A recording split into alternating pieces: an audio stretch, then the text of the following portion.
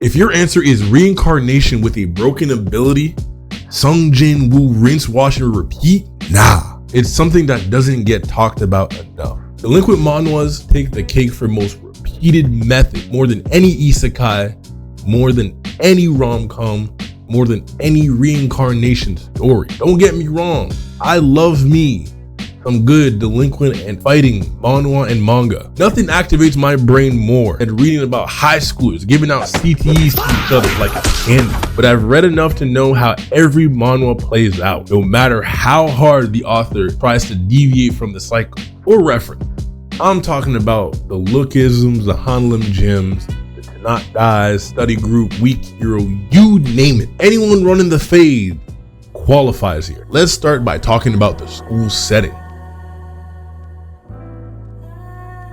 This method has yet to be patched. A delinquent series will always be placed in a high school setting, with high school students doing things they have no business doing.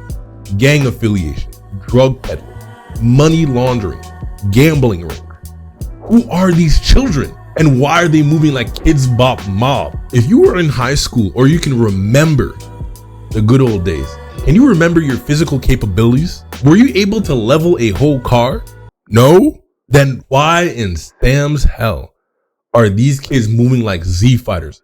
Every series I've read, the only realistic fight is the street tier bullies the MC deals with at the beginning. Anything else, literally anything after that, scales intensely, ranging from that one kid that hits the gym 3 times a week to the reincarnation of Jin Mishima in a 16-year-old's body, throwing out lethal electrics straight to the dome.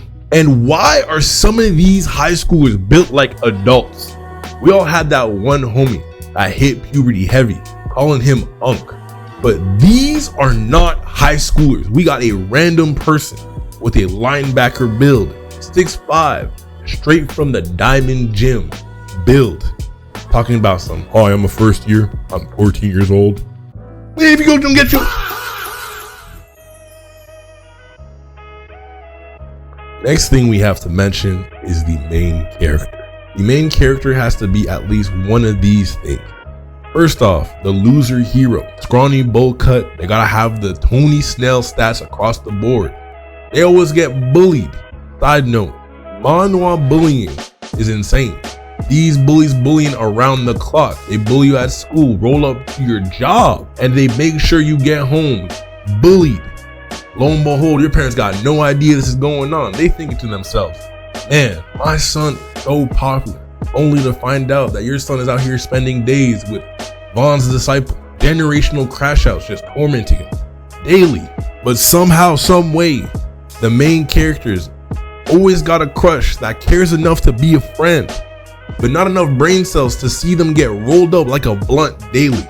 But their suffering is only temporary. The pathetic hero into God fighting, getting spammed across all delinquent type manhwa. Main characters with almost no fighting prowess, getting saved by either a level up system they got after nearly dying, befriending a random person with godlike fighting skills, or watched a YouTube tutorial that somehow no one on earth has ever watched. Then we got the I'm secretly godlike at fighting but nobody knows it. Yeah, this one's gotta be the laziest one. Disciples of aura farming looking asses. This is always a case that the MC has been practicing a secret grueling training or learned the deadliest fighting style while being stressed not to use that skill on normal man, while looking like the most viable candidate to get shoved into a locker. My brother in Christ, you are not helping yourself. Or there's being a grown ass man just putting belt to ass on some kids. You know what you are. We need to talk about the plot progression. I'm gonna be frank, the reason why I fall in love with these series is the plot progression. It's very simple because the initial setting is at school, and usually the big bad is the head of the whole school, who ends up being very strong, has a lot of influence, and also somehow usually has very rich parents. The main character really goes through the whole chain of command until they get to the villain. The thing that really catches me is the way the plot shotguns you to a wild adventure, going from school fight clubs to fighting gang members. So you're telling me this young man is able to run a crime organization with a gambling ring and fight club and has the prime minister under his thumb but struggles in home ec class?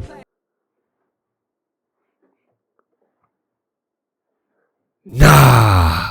And it gets worse. When we get to the points of fighting gangsters from across the world, we always gotta bring the hitman from a third world country every single time. Don't ask me what these manhwas do about black characters. Never. It's almost like the authors scale the main characters so high at such a quick progression, they kind of write themselves into a wall.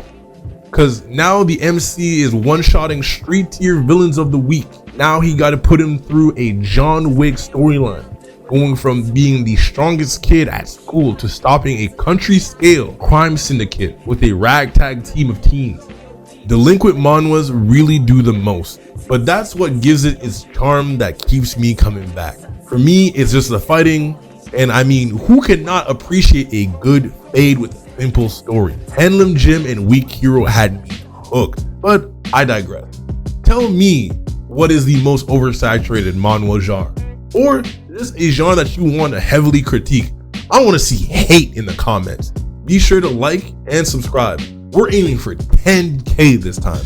I'm sure we could do it before 2027. Y'all stay rested and take care.